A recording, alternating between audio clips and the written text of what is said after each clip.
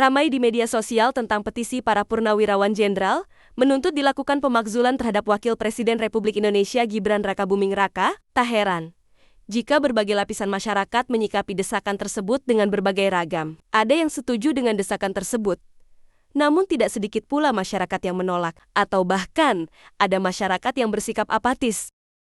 Seperti diketahui, tengah ramai di media sosial, Forum Purnawirawan Prajurit TNI mendeklarasikan pernyataan 8 sikap yang salah satu tuntutannya adalah mengusulkan pergantian Wakil Presiden Republik Indonesia Gibran kepada MPR, Majelis Permusyawaratan Rakyat. Mengusulkan pergantian Wakil Presiden kepada MPR karena keputusan MK terhadap pasal 169 huruf C Undang-Undang tentang Pemilu telah melanggar hukum acara MK dan Undang-Undang Kekuasaan Kehakiman. Pernyataan ini ditandatangani oleh 103 jenderal, 73 laksamana, 65 marskal, dan 91 kolonel TNI. Naskah ini ditandatangani oleh Fahrul Razi, Jenderal TNI Purnawirawan, Tiasno Sudarto, Jenderal TNI Purnawirawan, Slamet Subianto, Laksamana TNI Purnawirawan, Hanafi Asnan, Marsikal TNI, dan diketahui oleh Tri Sutresno, Jenderal TNI Purnawirawan. Selesai. Terima kasih. Uniknya, surat pernyataan tersebut diteken oleh Menteri Agama periode 2019-2020 dan Wakil Panglima TNI periode 1999 ke 2000 Jenderal TNI Fahrul Razi, KSAD periode 1999 ke 2000 Jenderal TNI Tiasno Sudarto, KSAL periode 2005 ke 2007 Laksamana TNI Slamet Subianto, KSAU periode 1998 2002 dan Marsikal TNI Hanafi Asnan. Tidak ketinggalan Wapres ke-6 RI periode 1993 1998 sekaligus Panglima Angkatan Bersenjata Republik Indonesia ABRI periode 1988-1993, Jenderal TNI Tri Sutrisno ikut menandatangani pernyataan sikap tersebut. Pernyataan sikap itu disampaikan saat mereka berkumpul dalam acara silaturahmi Purnawirawan Prajurit TNI dengan tokoh masyarakat di kawasan Kelapa Gading, Jakarta Utara. Dokumen pernyataan sikap dibingkai dengan latar belakang gambar bendera merah putih bertulisan, "Kami Forum Purnawirawan Prajurit TNI mendukung Presiden Prabowo Subianto menyelamatkan NKRI." Selain pergantian Wapres Gibran, tuntutan mereka juga mendesak Polri berada di bawah Kementerian Dalam Negeri. 7. Mengembalikan Polri pada fungsi Kamtibmas, keamanan dan ketertiban masyarakat di bawah Kementerian Dalam Negeri Republik Indonesia. Secara hukum Presiden Republik Indonesia memiliki kekuasaan yang tidak terbatas, yang berarti ada batasan-batasan yang digariskan oleh Undang-Undang Dasar Negara Republik Indonesia. Hal ini menyangkut kekuasaan atau mandat Presiden berada pada seluruh rakyat Indonesia, bukan kelompok masyarakat tertentu. Penasihat khusus Presiden bidang politik dan keamanan, Wiranto, menyatakan Presiden RI Prabowo Subianto merespons tuntutan Forum Purnawirawan Prajurit TNI yang ramai menjadi perbincangan di kalangan masyarakat. Menurut Wiranto, Presiden Prabowo menghormati dan memahami usulan yang disampaikan secara terbuka oleh para purnawirawan. Bahkan memiliki kedekatan emosional dengan para purnawirawan, mengingat latar belakang dan nilai-nilai perjuangan yang sama. Namun, Presiden tidak bisa serta-merta memberikan jawaban atas usulan tersebut karena berbagai pertimbangan. Dalam YouTube resmi Sekretariat Kepresidenan, Wiranto menegaskan bahwa Presiden tidak akan mengambil keputusan hanya berdasarkan satu sumber masukan. Presiden Prabowo akan selalu mempertimbangkan banyak hal dan berbagai pandangan sebelum mengambil kebijakan. Wiranto tidak membantah bahwa isu tersebut memang termasuk dalam 8 poin tuntutan Forum Purnawirawan. Lebih lanjut, Wiranto mengimbau agar masyarakat tidak terjebak dalam polemik berkepanjangan, karena hanya akan menimbulkan kegaduhan yang akan mengganggu persatuan.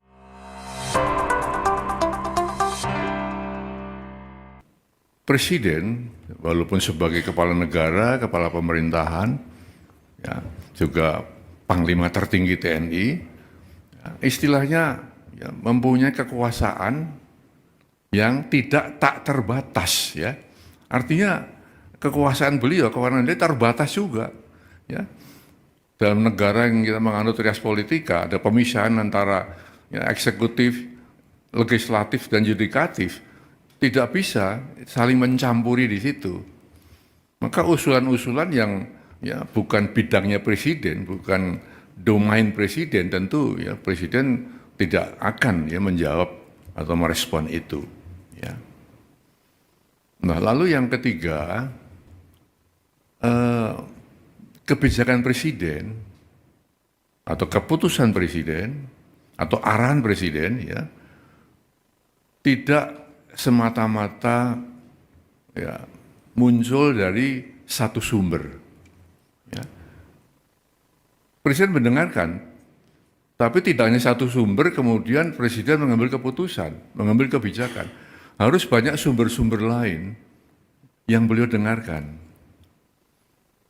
Juga beliau mengambil keputusan bukan hanya fokus pada satu bidang, banyak bidang-bidang lain yang harus dipertimbangkan Presiden sebelum mengambil keputusan. Nah, dengan demikian maka kalau ada anggapan bahwa Presiden tidak merespon, bukan seperti itu ya. Presiden ya telah menjelaskan seperti itu. Oleh karena itu beliau berpesan tadi kepada saya agar disampaikan kepada masyarakat ya agar tidak ikut berpolemik masalah ini ya. Tidak ikut menyikapi pro dan kontra ya karena hanya akan menimbulkan kegaduhan-kegaduhan ya yang akan mengganggu kebersamaan kita, keharmonisan kita sebagai bangsa.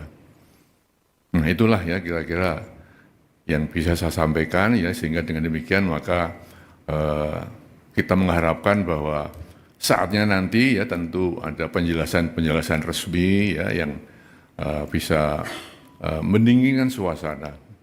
Kita sedang menghadapi ya banyak masalah ya tentunya yang kita harapkan adalah satu ketenteraman di masyarakat, keharmonisan, kebersamaan untuk menghadapi hal-hal yang benar-benar dihadapi negeri ini.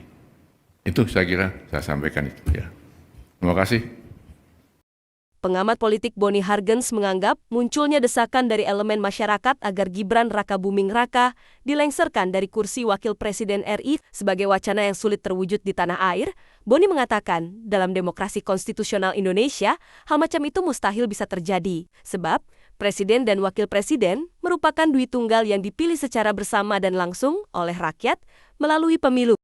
Boni juga mengatakan, tidak ada satupun aturan di dalam Undang-Undang Dasar 1945 dan peraturan perundang-undangan di Indonesia yang memperbolehkan Wakil Presiden Republik Indonesia diganti. Boni bahkan menyebut, Pasal 7 huruf A, Undang-Undang Dasar 1945 hanya menetapkan beberapa dasar pemakzulan presiden dan atau wakil presiden dalam masa jabatan. Menurut Boni, beberapa dasar pemakzulan itu dilakukan apabila satu atau keduanya terbukti melakukan pelanggaran hukum berupa pengkhianatan terhadap negara, korupsi, penyuapan, dan tindak pidana berat lain. Ya, kalau kelompok yang mendeklarasikan tuntutan melengsarkan wakil presiden, saya kira ini jelas murni gerakan politik. Ya, cuman disayangkan kenapa harus juga menyudutkan Presiden Prabowo dan menempuh jalan yang tidak demokratis, karena presiden dan wakil presiden itu kan dui tunggal yang dipilih di dalam pemilu. Tidak mungkin salah satunya diberhentikan di tengah jalan tanpa melanggar ketentuan impeachment yang diatur di dalam pasal 7A Undang-Undang Dasar 1945. Artinya bahwa tidak ada mendung, tidak ada awan gelap, tiba-tiba hujan lebat terjadi, itu kan aneh. Ada apa? Kecuali kalau Mas Wapres melakukan pelanggaran terhadap pasal 7A di dalam konstitusi misalnya. Boleh saja, tetapi kan faktanya tidak ada masalah dengan Wapres. Nah, artinya bahwa orang-orang yang menuntut wakil presiden dilengsarkan ini, orang-orang yang punya kepentingan politik dalam rangka 2029.